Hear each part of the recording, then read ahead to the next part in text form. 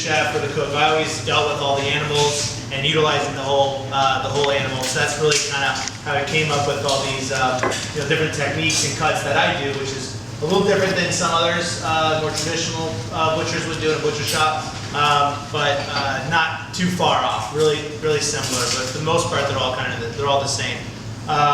My main goal is always to eat the whole animal all at the same time, basically. Maybe not in one sitting, but just so at the same time the animal's all gone, meaning that the neck meat has been used up and the leg meat and the chops have all been used up at the same time, so there's no waste. That's really kind of what I would do in a restaurant, utilizing the whole animal. And starting that, really not having any sort of classical training as a butcher, just do like a process elimination. And kind of the main thing to remember if you're doing this at home is that it's all edible. Don't stress about is this the right cut, is this the right place. Just kind of look. Of course, you can use the book my book as a guide, it's a step by step, but just kind of see where the muscles are and just kind of cut into it and have fun with it. It's all going to be edible, it's tasty.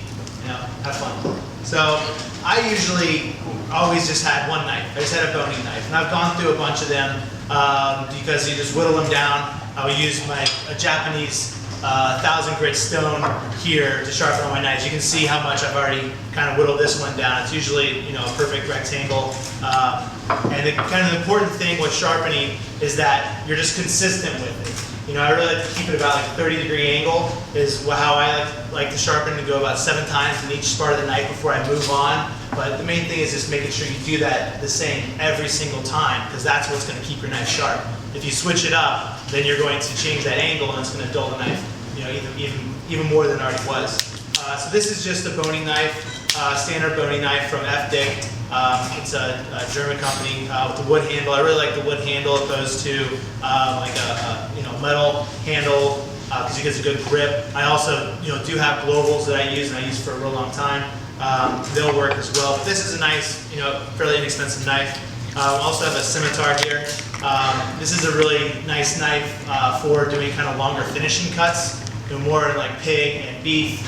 As we pulled all the meat off the bone and we're going to cut our ribeyes or our pork chops, they come with this knife all the way down, ideally in one long motion, making one cut. And when you get to the board, it's curved right here, so you can continue with the cut. So it's a really nice knife to use to get those nice finishing cuts clean and even, which is going to, in turn, give you better end product because it's going to be nice straight cut. And it's going to sear evenly on a pan or on the grill or however you're going to be cooking it.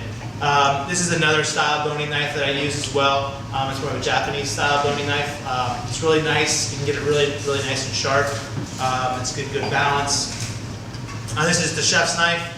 And then I have my cleaver here. This is a really kind of a special cleaver. Somebody gave it to me. A gentleman I used to work for at a nonprofit in San Francisco. And he worked at a butcher shop when he was a teenager. And the butcher that he worked for was 80 when he gave him this. And Bill, who gave this to me, is about 80. So this is a really nice and old butcher's knife, but I can get it really sharp. It's really nice and heavy, and it's really ideal for cleaver. It's really ideal for cleaver because you have a lot of weight in it. We'll use this cleaver just a little bit, not too much here, because this is a smaller animal and the bones are small. But when using a cleaver, really don't suggest coming in and just start hacking away. Trying to hit a spot. I rarely can hit it in a spot 2 or 3 times, the same spot. So what I'm suggesting, and this is the way that we're going to do it, is by just coming through and cutting with your boning knife through the meat so all the bone's exposed. Lay your cleaver on the bone and just tap it through with your mallet. It's really going to be nice clean cut through the bone. You're going to minimize the bone shards, which is just pieces of bone coming off when you chop, which will attach itself to the meat, and you don't want to be eating that or serving that to anybody. So the mallet with the cleaver is in conjunction is a great tool.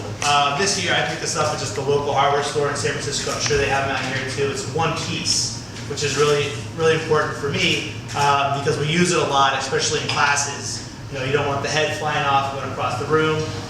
So these are one pieces are nice. So. Yeah, and at the end, if anybody wants to talk more about sharpening and stuff like that, we can definitely do that. It's an important skill. So basically, I started butchering lamb